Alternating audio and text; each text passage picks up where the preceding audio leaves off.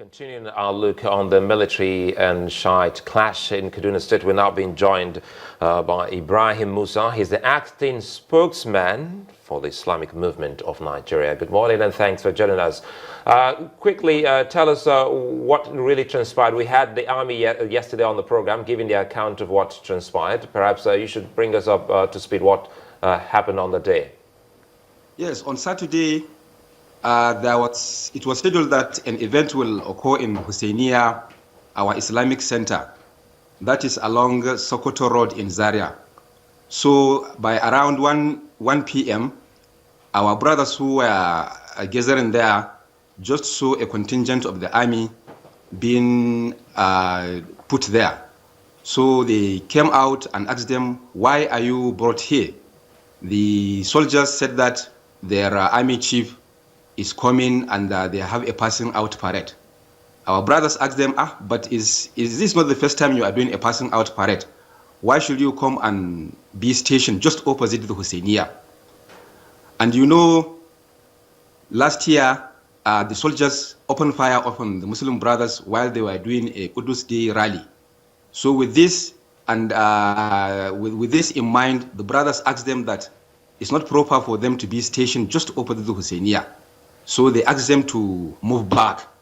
So when the soldiers, who were many in number, decided to move back, then the brothers started thinking that probably they have gone to bring more reinforcement. So that is when the crisis started.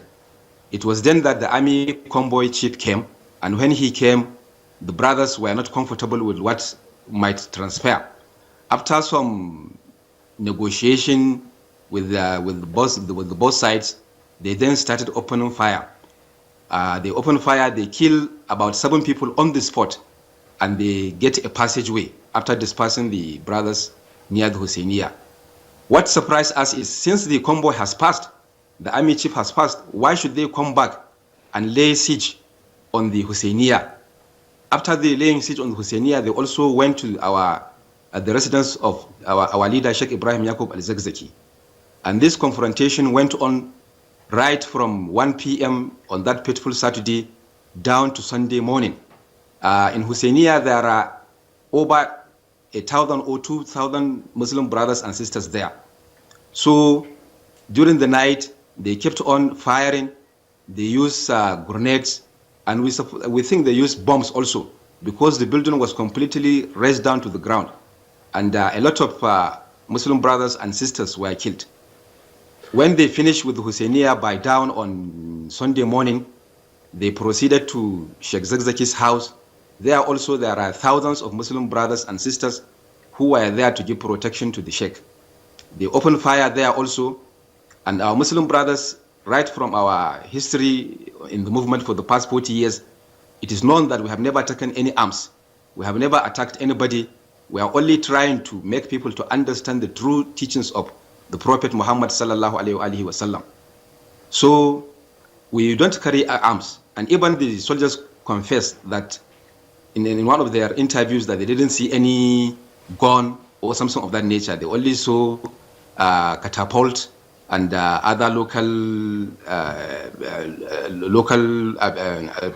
like machetes and other things. Let me come in here, Musa. Sorry to cut you there. We're getting somewhere. Just yesterday, we had the army spokesperson, and he talked about the list of weapons carried by the Shah members.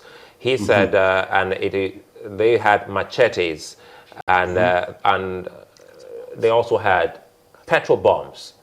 No. I disagree with that. We have never made any petrol bombs. But machete, who hasn't any machete in the house? Machete is just something that you use in cutting something that is strong. So I see no reason why machete should be termed as a weapon. Machete is not a weapon. How can you compare a gun and a machete? It's just ridiculous. It's not possible. We haven't never used any petrol bomb throughout our 40 years in this movement. We have never carried arms. So they are just trying to make it up that we are the ones who attack them. And it's ridiculous to say that we try to assassinate the chief of army staff. For what reason? We'll come back to that. Any... Hold on. We'll come back to that. Break this down for us. What do you mean when you say Husseiniya? Is that your headquarters? Yes, it's not headquarters as such, but it's an Islamic center where the sheikh conducts his preaching sermons on Mondays and Wednesdays, and it's also a place where we gather for other events like commemorating the death of one of our imams or the birthday of one of our imams and other Islamic gatherings. So when we say Husseiniya, it's just an Islamic center.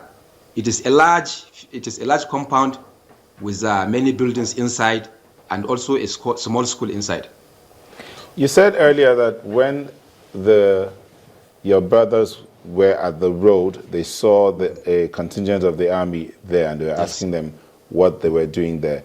But you said when the army was going back, you thought they were going to bring reinforcements, and that's when the crisis started. Could you please explain that a bit? When the crisis started, as in, did your members go after them to stop them, or what exactly happened? No. As I told you earlier, we don't have any weapon with us, so we didn't go after them.